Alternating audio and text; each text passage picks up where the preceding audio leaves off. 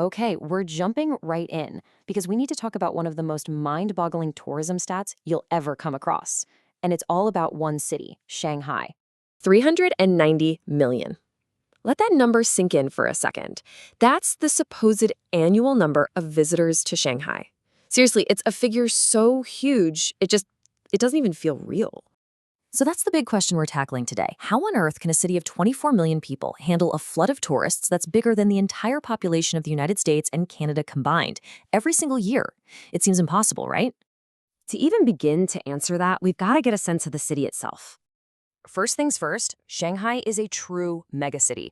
We're talking about 24 million residents packed into this area with these massive transportation hubs like Hangzhou and Shanghai stations acting like the city's beating heart for travel. So remember those stats because they just make that 390 million number seem even crazier. All right, so it turns out the secret isn't in the city, it's in the math. It all comes down to how you count. Let's crack this code.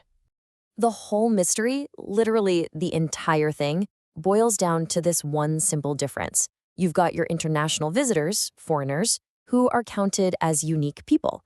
One person, one count. But then you have domestic travelers, and that's a whole different ballgame. And would you look at the difference here? It's not even close. The actual number of foreigners visiting Shanghai is a totally reasonable 4.8 million. That other bar, the one that's shooting for the moon, well, that's where our 390 million comes from, and it represents something else entirely.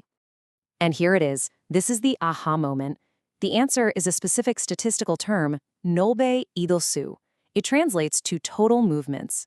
This isn't about counting unique people. It's about counting trips. So if one person comes to Shanghai for work 10 times in a year, they're counted 10 times. Simple as that. You know, think about it this way. A grocery store might say they had 1 million customers last year.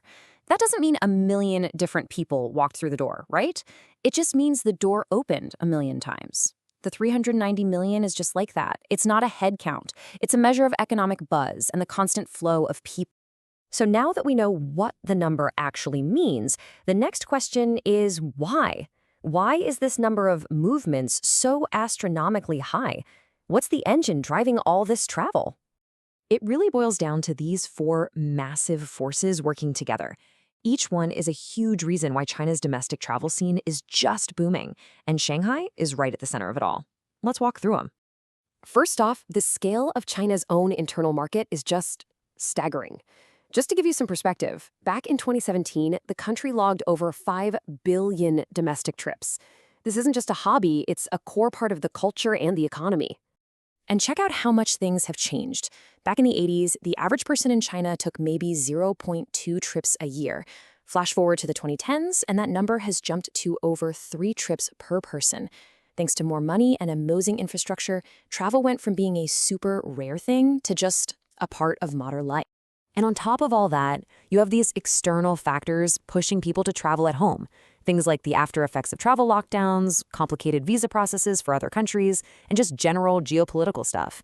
It all means a lot of people who might have gone abroad are now exploring their own country instead. Okay, let's put it all together. What is the real story of tourism in Shanghai? So really, it's a classic case of impression versus reality. The headline impression is a city drowning in foreign tourists. But the reality? Shanghai is this incredibly powerful engine for China's own massive domestic economy. That big number isn't about foreigners. It's about the country's own internal energy. And if we do look at the actual international visitors, that 4.8 million, the picture becomes pretty clear. A lot of them come from nearby, like South Korea and Japan, but also the US, and there's a growing number from Southeast Asia. So, does this create chaos? Well, you might be surprised to hear there isn't some formal over-tourism law like in Venice or Barcelona, but that doesn't mean it's a free-for-all. The city absolutely manages the crowds with smart policies, like limiting how many people can enter famous spots like the Bund at any one time. So at the end of the day, that 390 million number tells a story not about foreign tourism, but about the incredible economic pulse inside China. And that leaves us with one final thought. As this domestic giant just keeps getting bigger and bigger, what's next for China's megacities? What does their future look like?